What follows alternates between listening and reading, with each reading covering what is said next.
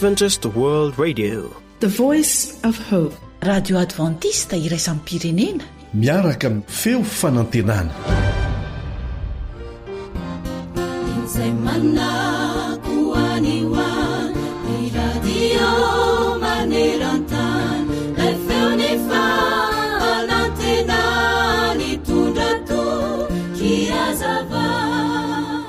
Ity lehilahy Australiana iray ity dia nanamboatra trano kely anankiray teo amoron'alaka noho ny natao. Indray andro raha avy niasa indrindra izy ka hanody dia akory ny atairany sy ny ararany fony raha nahita ilay trano kely ny rava kilan'ny afo toa potika tsy nisy azo ny raisina intsony. Ny any sisa tavela dia fatika hazo may sy vy. Raha mbola teo ampijerijerena izay sisa tavela teo amin'ny manodidina teo ihany raha lehilahy dia nanantona teo amin'ilay toerana izay niompiany akoho izay efa somary antitra dia antitra tokoa. May ihany koa mantsy izany toeram-piompiany izany. Dia nikarokaroka ireo sisa tavela azo ny raisina teo izy. Tamin'izay indrindra nefa dia toa tsarony fa nanitsaka zavatra malemy ny tongony. Nojereny aingana izany ary taitra izy raha nahita volona koa. Nesoriny aingana ireo azo teo amboniny ka indreo tokoa akoho kely anankiefatra no hitany tao. Nialoka tao ambanin'ny elatra ilay reny akoho efa maty sy may. Tena nahavariana ary nahagaga tokoa ny tsy nahafatesany reto akoho kely anankiefatra ireto. Move tsy mahagaga izany? Toy izany ihany koa. Eny mihoatra lavitra noho izany aza nataon'ilay mpaharo antsika.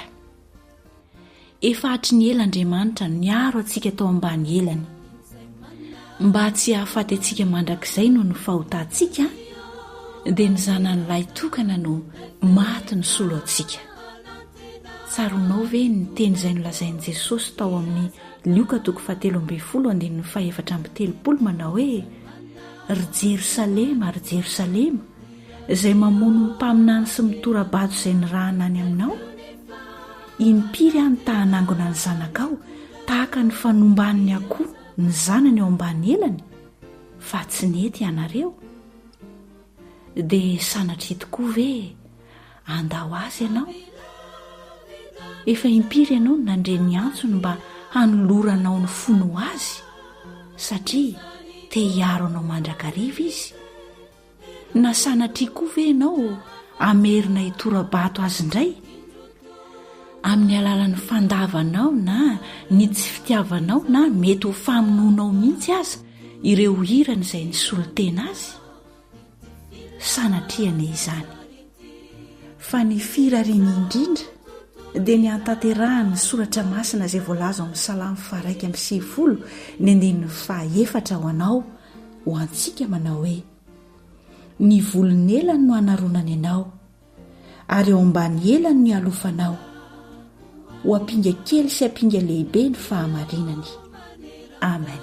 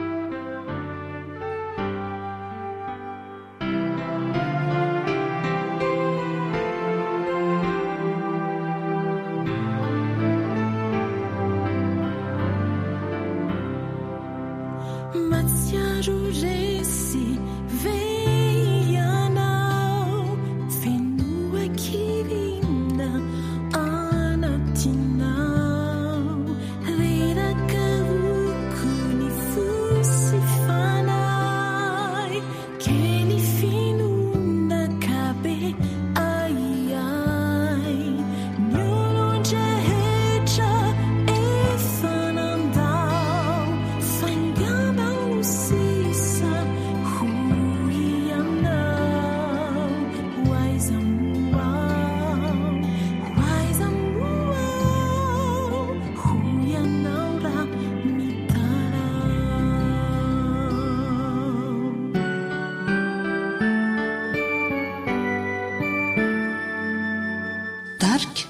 ambazadora.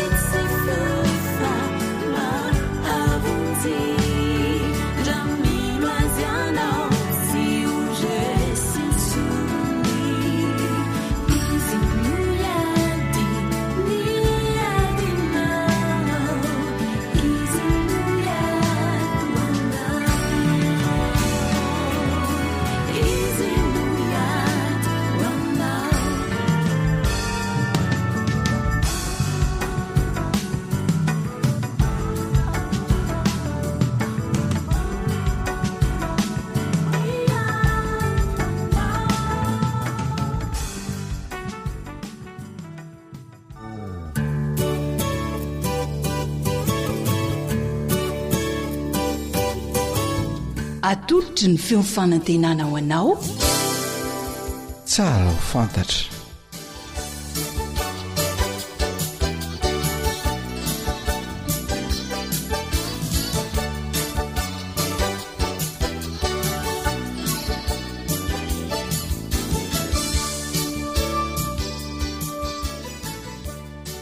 tonga mifampitafatafa aminao amin'ny lalan'izao onjam-peo izao ny fandaharana tsara ho fantatra. Miaraba tompoko dia mirary anao ahazo fifaliana mandritry ny fiainona. Manasanao ary ankafy ny fandaharana e.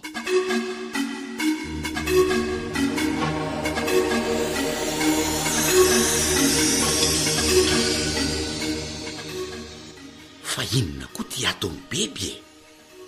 Tsy manan-katao ve le raha matoy io sa maninona no miodikodina sy miaka-midina eo e?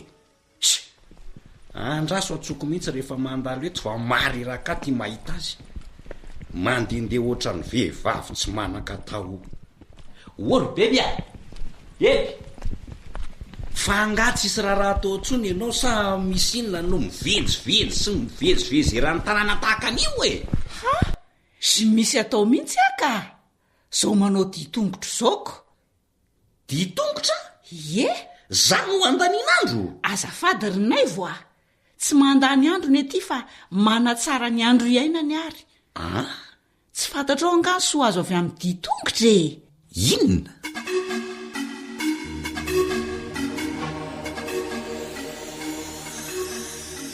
Inona tokoa no tsara ho fantatritsika rehefa manao ditongotra isika.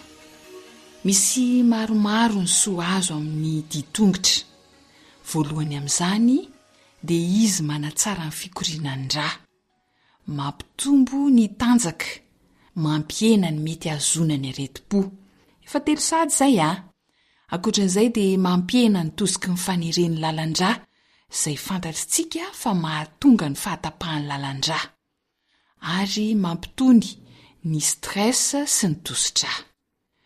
Tsara koa ny afantarana fa manatsara ny fahazoana torimaso ny ditongotra, manatanjaka sy manamafy ny ozatra satria fanatanjahantena azo antoka sady tsy andaniam-bola ny ditongotra. Tsarovy fa rehefa manao ditongotra ianao manampy afandevonan-kanina izany. Raha toa moa ka maniry ny anena vatana ny olona iray dia tena manetsika amin'ny fampianan-danja ny ditongotra arahana rejima kely. Ary ny tsara ho fantatra tombotsoa amin'ny ditongotra ho resahana farany dia izy mampihena ny mety hazona ny aretin'ny taolana. Mety ametra-panontaniana angamba ianao hoe fa ahoana ilay manao ditongotra e? Rehefa mety ho dia ampiasana tongotra rehetra, na mandeha mora io, na mandeha amin'ny antonony, na mandeha mafy, na mandeha anaty rano, na mandeha tanety, na mandeha anaty bozaka, dia ditongotra avokoa izany. Fa tsara kosa nefa ny anaovana fihetsika tena mety hahazoana ireo tombotsoa azo amin'ny ditongotra. Inona avy ary izany fihetsika izany? Rehefa manao ditongotra ianao dia tsara raha mijery manatrika tsara fa tsy miondrikondrika. Iny am-pandehanana eny dia manaova fisefoana lalina sy ara-dalàna tsara. Ampiasao tsara ny sandry, aforeto ny kio ohatry ny le mandeha mamikiviky ireny, dia ampidiro tsara ny kibo sy ny vody na fitombenana izany. Atevy tsara ny vodi-tongotra izay vao manaraka ny tongotra sy ny ratsan-tongotra. Ny vodi-tongotra izany no mandeha aloha. Araka ny torohevitry ny mpanazatra matianina amin'ny dia-tongotra dia azo atao tsara ihany koa ny sady manao dia-tongotra no mihaino mozika. Azo atao ihany koa ny manovaova ny toerana le mba ahitana fafinaretana. Azo atao ihany koa mandeha miaraka amin'ny olona, mametra tanjona kendrena rehefa manao dia-tongotra satria rehefa manao dia-tongotra dia mahasoa kokoa ny mahavita araka ny tokony ho izy. Tsara ho fantatritsika avokoa izany mahakasika ny dia-tongotra izay atao.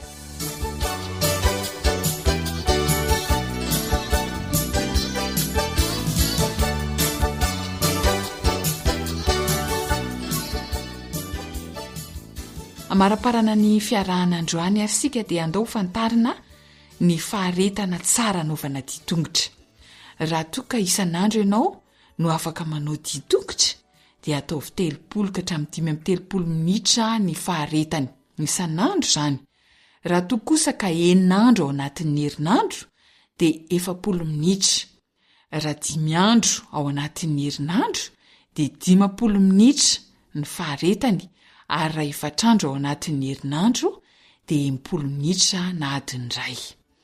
Izay no tsara ho fantatra amin'ny fanaovana dia-tongotra dia manentana anao ary hanao dia-tongotra ahasoa ny vatana.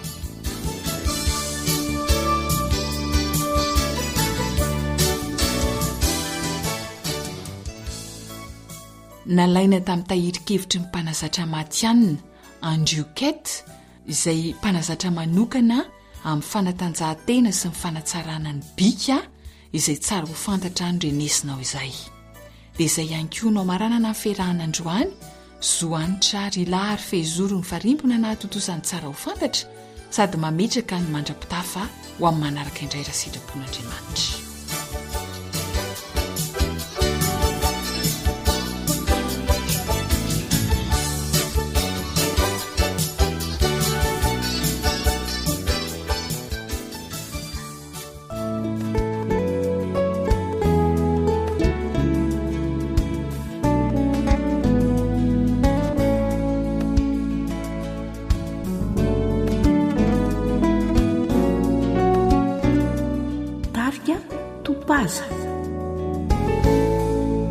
Ununini saikyu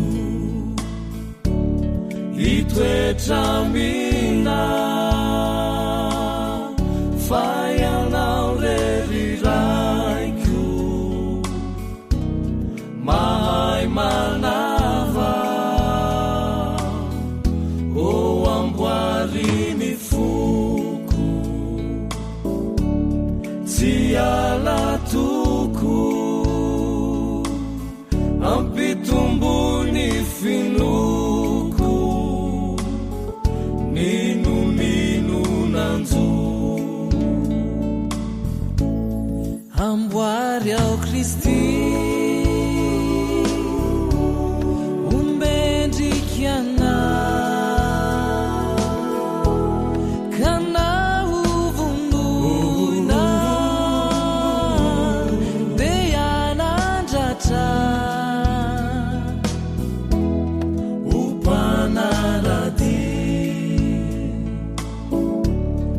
Atraminiza izay manampinona Deu sambatra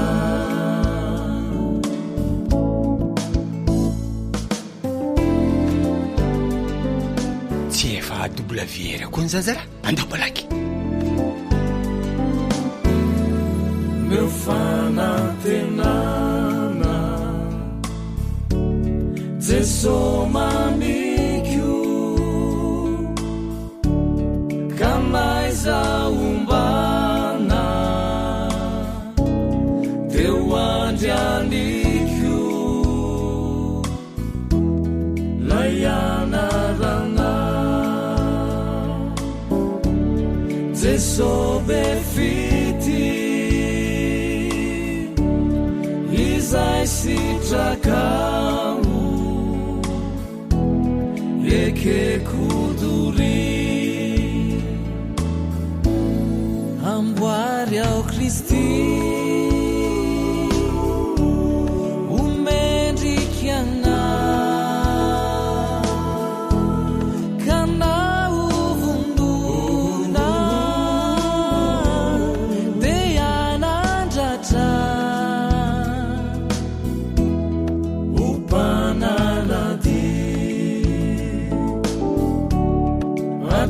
Atraminiza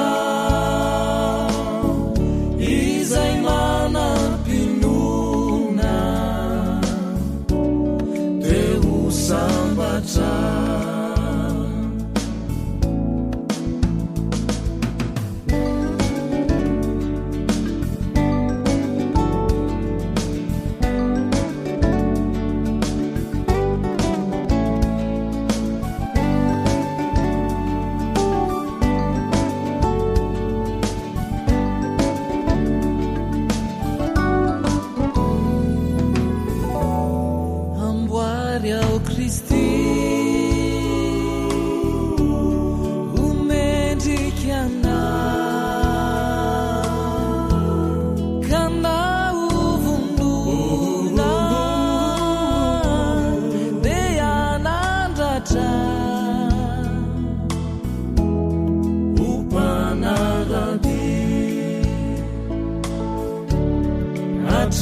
Atraminiza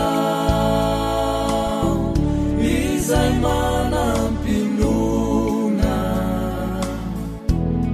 Deu sambatra izay manampinuna Deu sambatra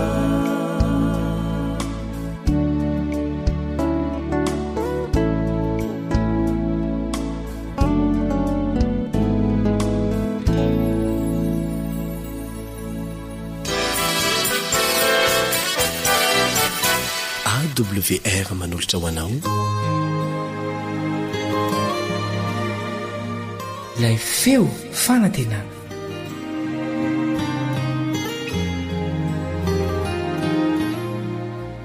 ataoko angamba fa efa tsy vahiny aminao tsony a izany feo zany. Ny namanao Richard Andrenjatovo no mitafatafa sy midinidinika aminao amin'izao fotoana izao a, ary manonona ny fiadanan'i Jesosy Kristy ho aminao sy ny ankonanao ry namako mahafinaritra.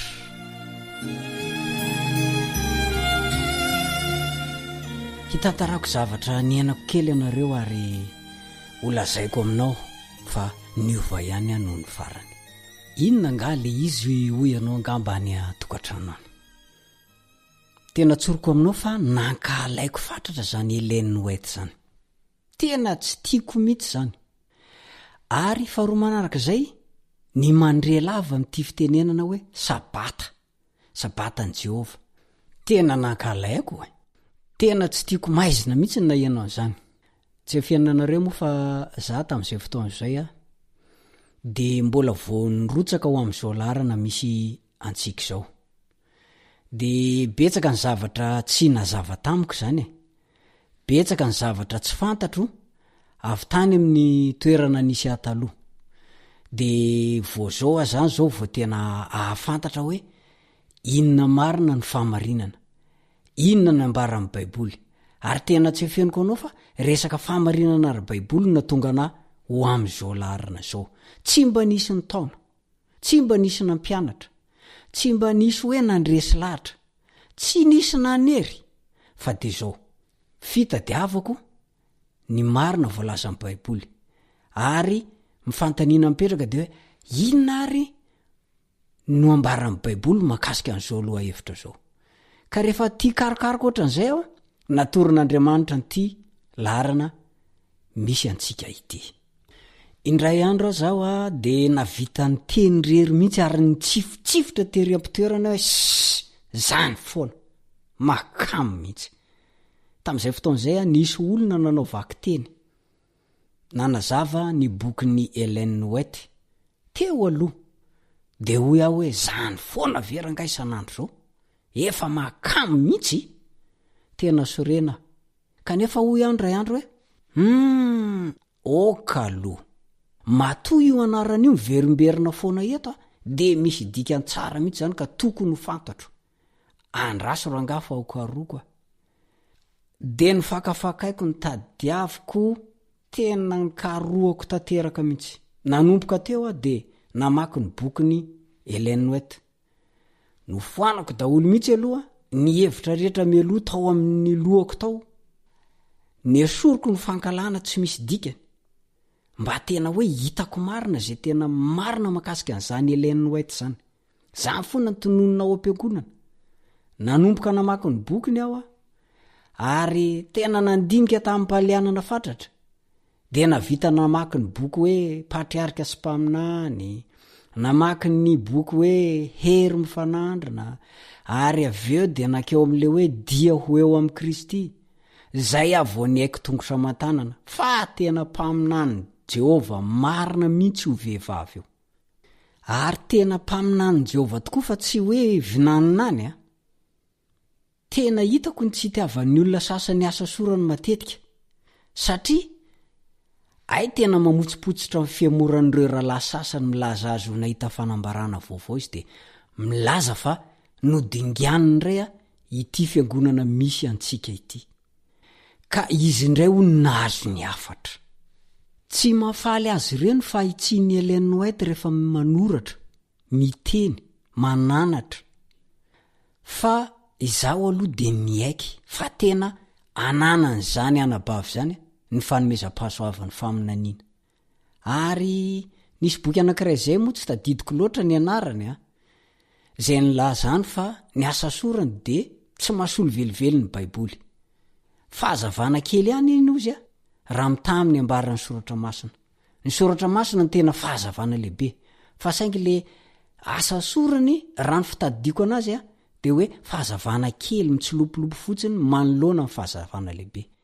Ary ny fahitana ny bokin'ny Hélène White a, dia tena manampy be dehibe hatakarantsika zay tsy azontsika ao amin'ny soratra masina. Zay ny tombontsoa amin'ny asa soratry Ellen White. Zay le zavatra anankiray tsy tiako. Fa rehefa tsy ho anarana Ellen White indray ny eniko de ny sabata indray. Fa isaka zay tonga ao am-piangonana de zany hoe arabaina natratra ny sabata rahalahy. Izao indray ny lohatenin'ny leson'ny sekoly sabata androany. Mandritra ny herinandro tsika de anatra leson'ny sekoly sabata. Amin'ny sabata manaraka indray Fa ny tena zava-dehibe, tena voatsikarotro, na liana afatratra de hoe ny sabata ny tombo-kasian'Andriamanitra. Ahoana ary zany? Ny sabata ny tombo-kasian'Andriamanitra. Iankoka amin'ilay biby avokoa zay tsy mitandrina ny sabata. De mirava mo fiangonana zany de amin'ny sabata manaraka indray. Ny sarika amin'ny falianako amin'izay ary io sabata io. Fa io sabata io zany rehefa mikaroko le izy. Io sabata io zany no ampiavaka ny olon'Andriamanitra amin'ireo zay tsy maintsy ho aringana rehefa ho tonga ny farany. Tsy izay ihany fa mbola io andro sabata io ihany no andro tsy miova. Fa mbola iankofa ny olom-bovonjy any an-danitra sy ao amin'ilay paradisa eto an-tany. Tena nasosotra tokoa ny fandrenesana ny fanonana ny sabata io Tsy magaga moa fa vokatry ny fampianarana azonay, nampianarana anay tany amin'ny fiangonana nisy anay taloha zany. De feno an'ireny fampianarana reny ny saina de lasa tsy mandinika intsony, tsy mieritreritra hoe marina ve zany. Zany tokoa ve sitrapon'Andriamanitra, fa de zao feno fankalana fotsiny. De tsy te halala zay zavatra resan'ny olona. Za kosa nefany tena rehefa nandinika zany de tena hoy hoe alao hoe tena mba ho diniko marina makasika an'izany sabata zany. Tsy magaga moa satria tsy mba nampianarina ny tamin'ny fahafianona ny famarinana mikasika ny sabatany Jehovah. Fa raha vao mampianatra aza ny tany amin'nisy anay taloha de hevitra mibrioka manatsatso fa tsy tena hoe mampianatra ny tena izy araka voalaza amin'ny Baiboly. Zany no mahatonga ahy tamin'izany fotoana zany nanana an'izay fihetsika zay. Lasa saika halako zany ny makasika ny sabata io. Kanefa tadidio tsara le teniko taria aloha fa io sabata io ny anavaka anao amin'ny olona ho aringana raha ohatra ianao ka anisan'ny mitandrina ny sabatan'i Jehovah. Marina fa nangididy sofina mihitsy isaka maheno an'le sabata. Fa zao liana ihany no ny farany. De nanomboka teo tsy namelako mihitsy fa nokaroko fatratra ary tena tsy nekeko raha tsy fantatro ny famarinana ara-Baiboly makasika an'io sabatan'i Jehovah io.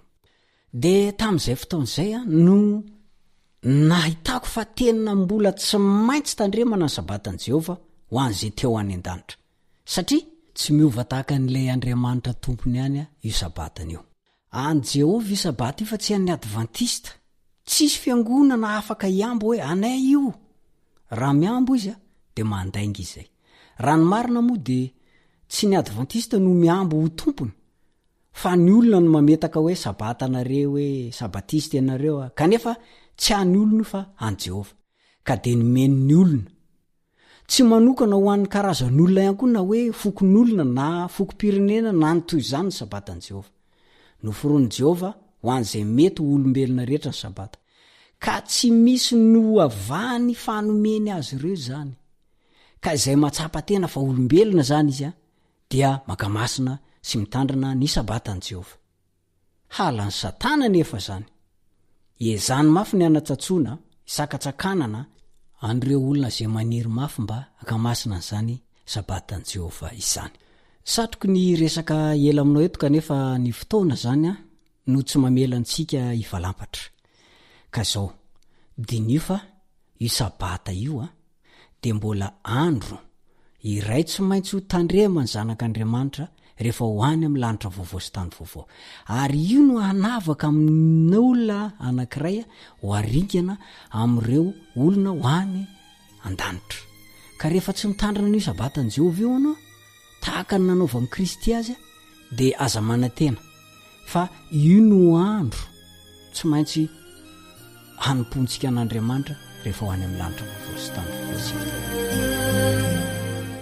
Aleo hametraka sady ny mandra-piona aminao ry mpiara-mianatra ny soratra masina amiko dia manasanao mba hanaraka indray amin'ny fotoana manaraka ho toy izantsika ny fanazavana sy ny fijoroana vavolombelona amin'ny andro manaraka dia mametraka mandra-piona aminao ny namanao Richard Andrianjatovo.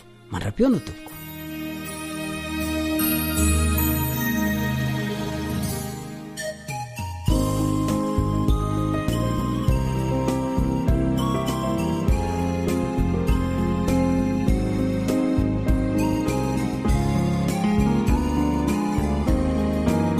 Anjany marina amin'ny finoana.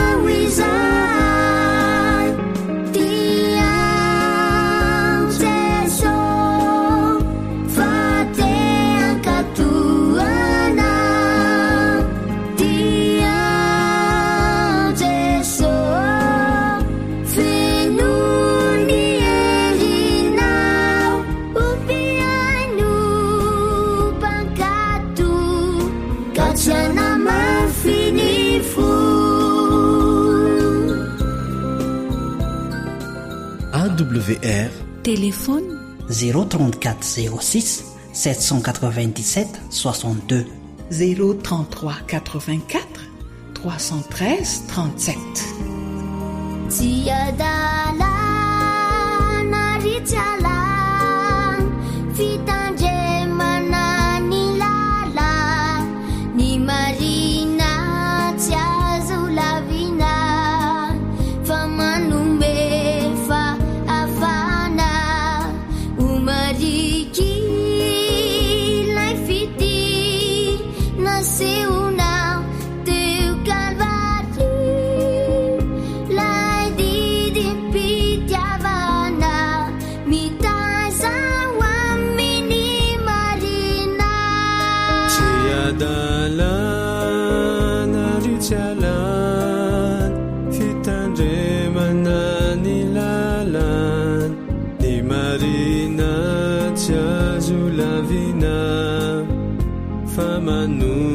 Fafana umariki lafiti naseuna teu calvari laidi dimpitiavana mitaizawa mini marina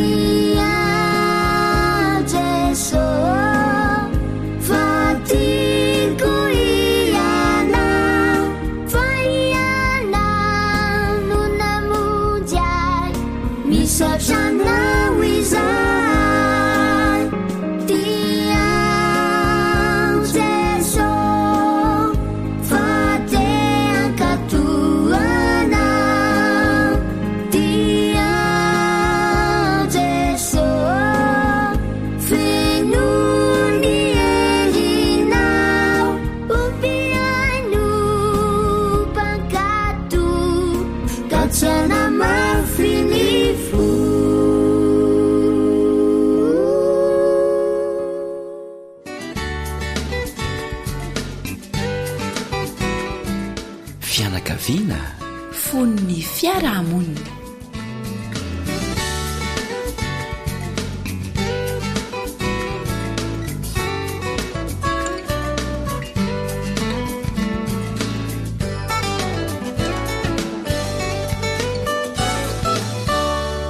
faly miarabantsika isatokantrano indray amin'ity anio ity ao anatin'ity fandarana natokana ho an'ny fianakaviana ity. Ao dada, ao neny, zoky, zandry ho antsika rehetra ity fandarana ity. Tafaraka aminao eto indray ny namanao Elion Andrimitanjo.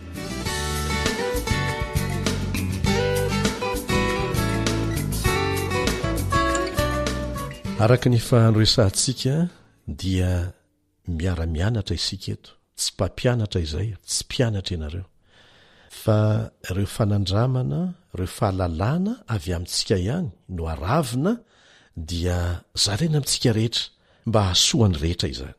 Ny ampiavaka antsika tsirairay dia ny fiezahantsika mampiatra an'izany eo ambany fitahin'Andriamanitra, rehefa tsy mahomby aza kivy, aza mifanakivy, aza mifanapepo, fa mifampahery.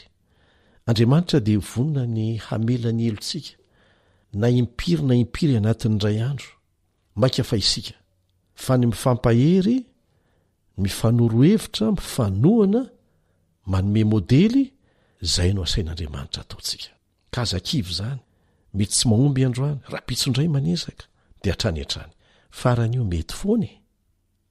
Amin'ity an'io ty isika dia resaka mahakasika ny fianarana momba ny fifaneraserana eo amin'ny mpivady no resantsika, zay mifindrany amin'ny ankizy.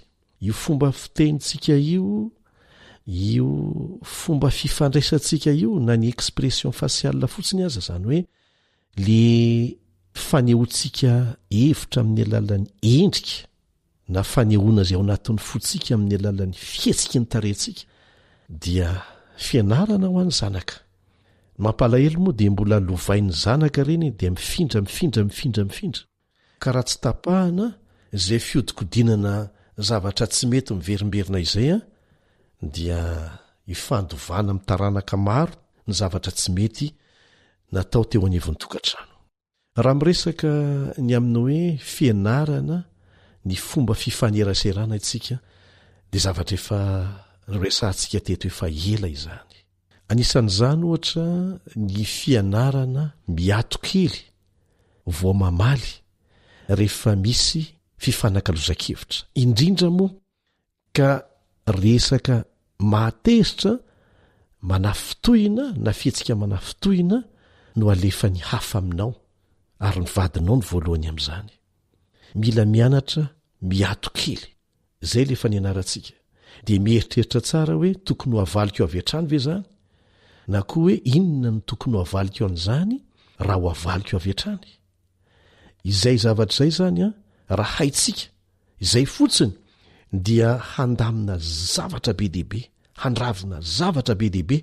Ny anarantsika teto koa ny hoe aza malaky mandray fanapa-kevitra na maneho fihetsika na mamaly resaka ao anatin'ny fotoana mahatezitra mafy anao, na ao anatin'ny fotoana mampalahelo mafy anao, na mahareraka mafy anao, tsy ampitoromaso sy ny sisa zay azontsika tsaina, satria ny teny mivoaka amin'ireny fotoana ireny dia tsy voahevitra avokoa ary manahirana ny mandroaka asala amin'ny rano latsaka tany. Ka ilaina fianarana izy io le miato kely. Misy teny ao amin'ny Salamo 4:4 manao hoe tezera fa aza manota, azo atao zany ny hotezitra, fa atao koa zay atonga an'izany tsy hivadika ho fahotana amin'ny alalan'ny fitenitenenana foana na ny fikasihan-tanana na zay tahaka an'izany. Fandraisana fanapa-kevitra diso, zay le fahotana, fa ny tezitra tsy fahotana. Dia fianarana avy amin'ny tenin'Andriamanitra mihitsy ane zany dia mitoy ihany ny fampiarana an'izany. Ny fandresen-dahatra voalohany zay atao amintsika zany dia zao hoe mila ianarana ilay fanerasera ary manomboka ampivady zany. Dia isika tanora koa entanina tsy andro izay modely omeny ray aman-dreny, fa ho ohatra ho fianarana ho azy ireo aza isika tanora amin'izao fotoana izao dia manana tombony kokoa noho ny fahafahana mahazo fahalalana amin'ny fomba aingana noho ireo fitaovan-tserasera be dehibe manodidina antsika izay azontsika raharotona tsara ny mianatra amin'izany indraindray tsika mieritreritra fa tokony mandeha ho azy izany miresaka izany miserasera izany kanefa ilay noresantsika teo fotsiny aza dia sarotra izany hoe mianatra ny miato kely aloha mieritreritra izay tokony ho lazaina izay vao miteny mieritreritra koa amin'ny fotoana tohinina ny tokony hitenenako an'izany izao nao ka tsy ho adinontsika tsy ny lovaina ny fahaizana miserasera tena mila ianarana izany samy nianatra ny fanerasera avokoa anie raha vao nateraka saingy ny kolokolo fomba fifaneraserana tsy zarizary na tsy sahaza ny akamaroantsika nandova modely diso ratsy ary ny akamaroany tsy mba nanao fandiniana kory hoe ahoana ny fomba nytsiko ny ahy rehefa hitako fa mahasorena any nataony hafa tamiko zaho manokana rehefa mahita olona marary nify dia misaotra an'Andriamanitra fa ny fironako avy hatrany dia ny nifiko no ataoko tsara borosy satria matahotra sao tratra ny aretinify tahaka azy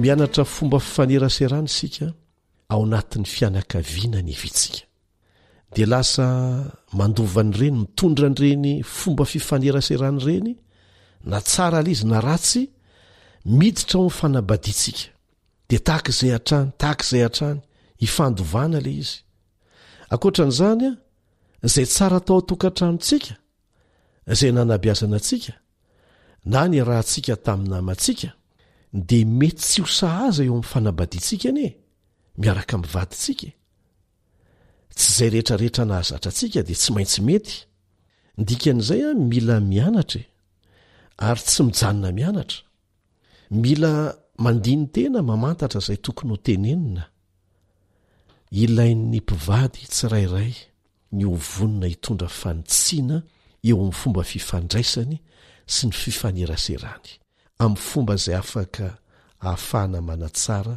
ny fifandraisana mitranga ao anatin'ny fanabadiana ny akamaroan'ny fifandirana sa tsy izany satria samy miteny mpivady fa tsy mba misy anankiray miato miaino ny zavatra ilainy vadiny sy ny faniriany ary ny ratrapony taloha tambola tsy vita soratra fa mbola mpifamofo dia mitandrina mafy mihitsy ny amin'izay tenenina sy atao fa maninona re rehefa tonga ao an-trano lasa tsy mivaky loha amin'izany tsony indray nandeha tany ivelany tany dia nisy vazaha zay ramatoa sendra tafaraka fiaran-dalamby tamiko dia hafa mihitsy ny kolotsainy ny tena moa olony serasera ihany dia nyteny tamiko izy hoe afaka miresaka kely ve tsika ianao avaiza avy any Madagasikara aho fa nandeha nianatra dia andeha hody dia ianao ve ozy efa manambady dia misoratra ve dia ianao dia hoy izy hoe tsy mety tsony zany fomba fiaina zany ozy fa hoanao za zao ozy manana olona miaraka amiko lehilahy fa tsy misoratra satria raha vao vita soratra ny areo lehilahy dia manjakazaka amin'ilay vehivavy hitanao zany fisainana zany ary izay tokoa no ohatran'ny zavatra marina ohatrany hoe tsy mifanaja tsony ilay mpivady tsy mifankatahotra isony satria fa mifatoran'ilay taratasy ara-panjakana tsy sitrapon'Andriamanitra nefa izany hoe mivady tsy ara-dalàna ara-panjakana izany ilaina ny fifamatorana ara-dalàna vita soratra ho an'ny mpivady fa ilay fifaneraserana izay hay tsara ny nanao azy tamin'ny fifamofona iny no tokony ho tohizana rehefa ny an-trano azo vahana tsara ny olana maro amin'ny alalan'ny fanokanana fotoana ifampiainoana hitadiavana izay tena ahazona ny hevitry ny tsirairay azo ianarana izany amin'ny fotoana mahatony ary atokana mihitsy ny fotoana anaovana an'izany izany hoe mila mizatra mandiny tena amin'izay atao rehetra manao auto évaluation hoy ny fiteny vahiny. Ianao aloha mianatra mandiny tena isan'andro na my fomba fiaina amin'ny lafindrehetra mihitsy, ny fiteny ianao no mitsara teny hoe manahoana ny azany, inona ny mety, inona ny tsaratsaraina, dia raisy foana leo amin'ny Jakoba 1:7 amin'izay lafin'izay, zay manoro hevitra antsika ho malady miaino, ho malaina miteny ary ho malaina ho tezitra. Andriamanitra ny hanampy antsika tsirairay avy. Mpiara-mianatra sika misy moa dia mahasamy teny hoe nareo aho dia mahay miresaka kanefa tsy fantatra akory hoe iainanareo ilay izy sa tsy. Ka isy afaka hiteny tsony ve raha ohatra ka ny anjely no asiana miresaka eto e. Isika mianakavy no asian'Andriamanitra, mifananatra, mifanoro hevitra, dia mifampahery, fampizara fanandramana. Ary izay no amaranana ny tian'io ity, averimberina trany. Aza malaina mizara izay heverinao fa mahasoa mikasika an'izay serasera eo anivon'ny tokantrano izay, na mpivady, na amin'ny mpianaka, na ny mpianadahy. Dia izay koa no ela fa manao mandram-peona vetivety indray ny namanao Ilion Andriamitanjo.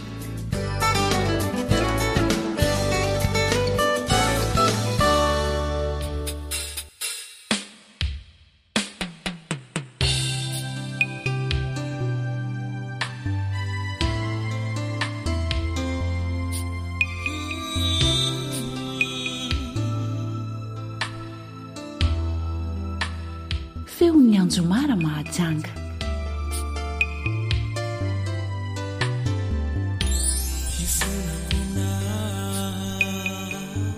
Ireo ditra fanaoko hatrizay tompoomba hiantra zanakao ity zay efa kivy tsy tintsony ny lalana fajambena ny fahotana zay mandreraka ny saina sy fanahiko tomanirery meu vahonanao mba hiverenako ankalaza siderany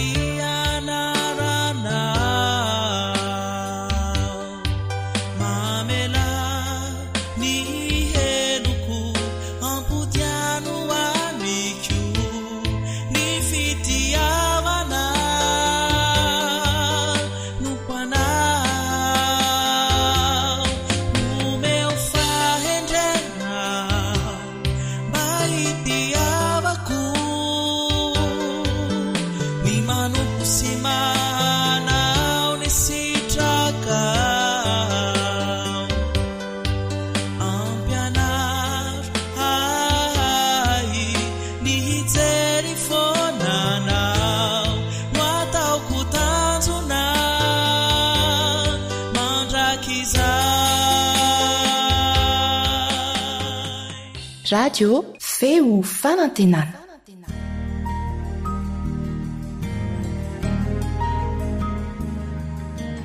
Faniteninao no fahamarinana. Taridalana manokana fianarana baiboly avoaka ny Fiangonana Adventista maneran-tany. Iarahanao amin'ny radio feo fanantenana.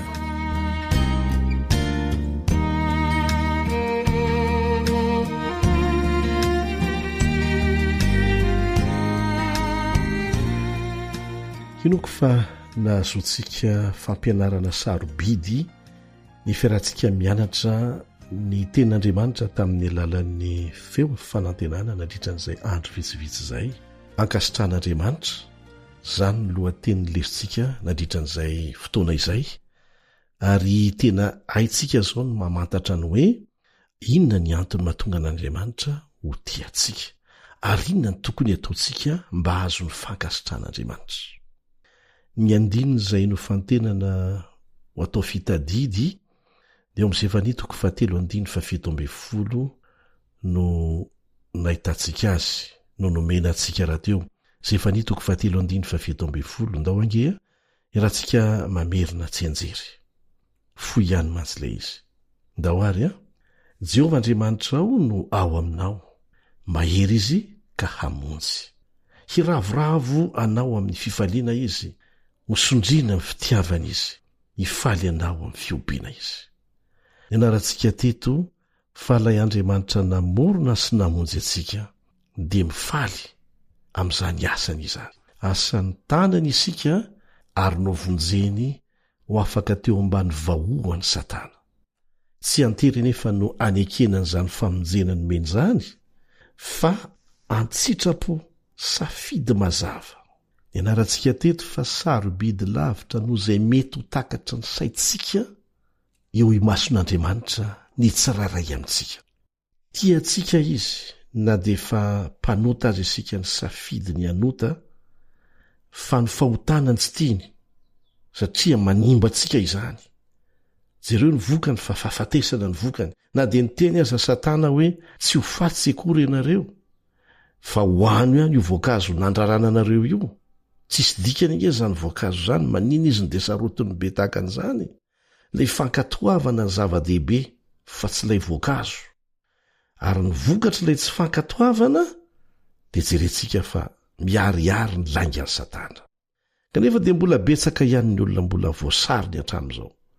Aoka isika atoky ilay Andriamanitra namorona sy namonjy antsika, fa tena tiatsika izy ary tia hampisaraka atsika amin'ny fahotana. Tiatsika izy fa ny fahotana no halany, satria manimba sy mamono antsika izany. Ny anarantsika teto hoe ahoana no ahafana mampifaly an'Andriamanitra na dia mpanota asika? Ahoana no ahafahantsika mahazo sitraka eo mason'Andriamanitra? Efa fantatsika ny valiny fa amin'ny alalan'i Jesosy ary amin'ny alalany irery ihany no ahafahantsika mahazo an'izany. Manao izay tokony atao rehetrarehetra isika, satria namonjy atsika Andriamanitra tamin'ny alalan'i Jesosy. Ary ny fankasitrantsika azy, asehontsika amin'ny ezaka ataontsika, ataontsika mifo zany, na dia ny kely indrindra amin'izany aza dia mahafaly an'Andriamanitra rehefa ataontsika amin'ny alalan'i Jesosy, izay natonga antsika ho afaka nanao an'izany.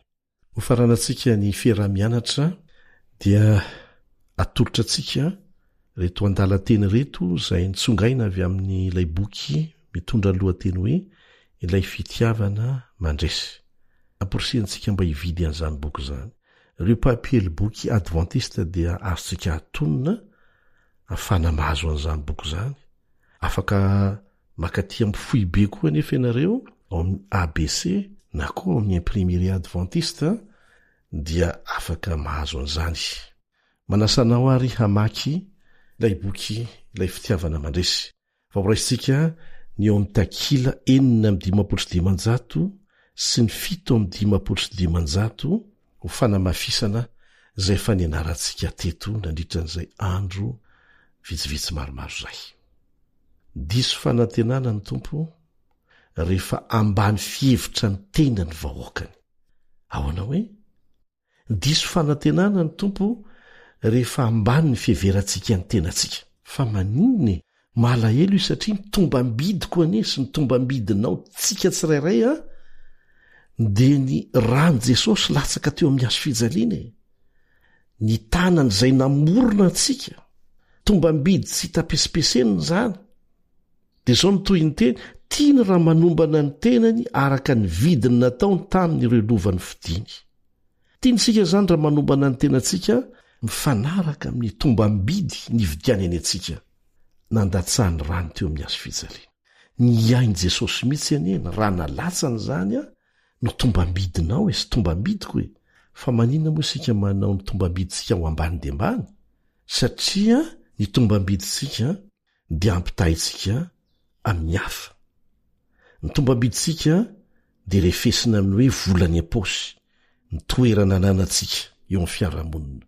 Tsy zany ny tomba mbiditsika, tsy zany ny tomba mbidinao e. Tomba mbidinao dia ny rany Jesosy, ny fidianany ianao, na navotany ianao, na monjena anao, ka za mihefitena ho ambany. Fa mandeso fanantenana ilay Andriamanitra namorona sy namonjy anao zany. Dia izao no toy ny teny, irian'Andriamanitra ny hatanteraka ny famonjenantsika. Raha tsy zany dia tsy nalefa ny zanany hanao iraka nandahany be toy izany hanavotana azy ireo. raha tsy azon'andriamanitra antoka zany fa azo ataony mamonjy atsika dia tsy nalefa ny zanany hamonjy atsika. Manana ny ampiasany azy izy, zany hoe manana ny antony namonjenantsika izy, dia mahafaly azy ny anaovantsika fangatahana ambony indrindra aminy mba nomezantsika voninahitra ny anarany. Mahazo manantena zava-dehibe isika raha mino ny teny fampanantenana nataony, izay adikako hoe teny fikasany. Tiozatsika ny vaky-teny midika zavatra betsaka nefa izany hoe mivavaka amin'ny anaran'i Kristy izany. Midika izany fa tokony hanaiky ny toetra mampanahany isika, haneho ny toe-tsainy, hanatanteraka ny asany eo amin'ny fiainantsika. Misy fepetra ny fanatanterahana ny teny fikasany mpamonjy, ny atonga an'izany ho zava-misy eo amin'ny fiainantsika. Ahoana ny voalazany? Raha tia ianareo dia hitandrina ny didiko. Zay dia fepetra. Tsy mamonjy ny olona ho amin'ny fahotana Jesosy, fa mamonjy ny olona ho afaka amin'ny fahotana. Ary izay tia azy dia ampiseho ny fitiavana azy amin'ny alalan'ny fankatoavana azy. Tahaka ilay zanak'Adala, rehefa nandray azy ny rainy, nandray azy amin'ny mpitiavana, nandray azy amin'ny fahasoavana, dia tsy hoe niverina tamin'ny faharatsiana indray izy, fa niezaka izy haneho fitiavana an'ilay rainy tamin'ny fankatoavana azy. Tsy vonjena amin'ny asa isika, tsy vonjena amin'ny fitandremana ny didin'Andriamanitra isika, fa ny olona nandray ny famonjena kosa. Dia fantatra amin'ny fitiavany an'Andriamanitra aseho amin'ny alalan'ny fankatoavana azy.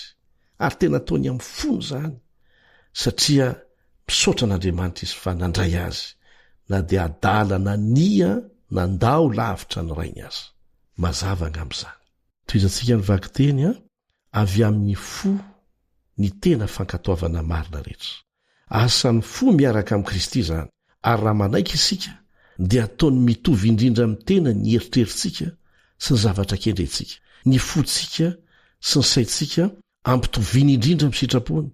Anika rehefa mankatoa azy isika dia tsy manao afa-tsy ny manatanteraka ny fironana ao amintsika ihany, izay mifanaraka amin'ny sitrapony. Ny sitrapo voadio sy no amasinina dia ahita ny fifaliany ambony indrindra eo amin'ny fanaovana ny fanompoana ilay Andriamanitra namonjy azy. Rehefa mahafantatra an'Andriamanitra, satria tombontsoa antsika ny mahafantatra azy, dia anjary fiainam-pankatoavana mitoy ny fiainantsika, satria ny sitrapony mahafinaritra antsika ny manao azy, ary ny fankafizana ny toetra mampanahy Kristy, ny firaisana amin'Andriamanitra, dia tonga ny fahotana arikoriko atsika. Zany ny tena mahafinaritra, zany ny tena tanjona. Lasa maharikoriko ilay fahotana izay nankafizina teo aloha. Ho tonga zava-misy eo amin'ny fiainantsika tsiraray an'izany, eo ambany fahasoavan'Andriamanitra sy ny herin'ny fanahy masina. Amen.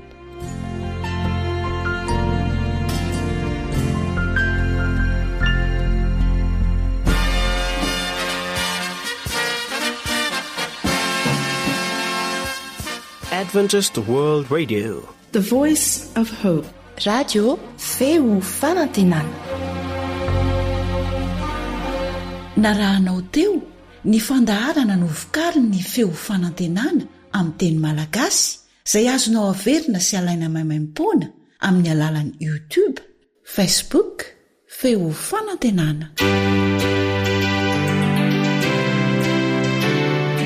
Mirary 420 ora finaritra ho anao ny AWR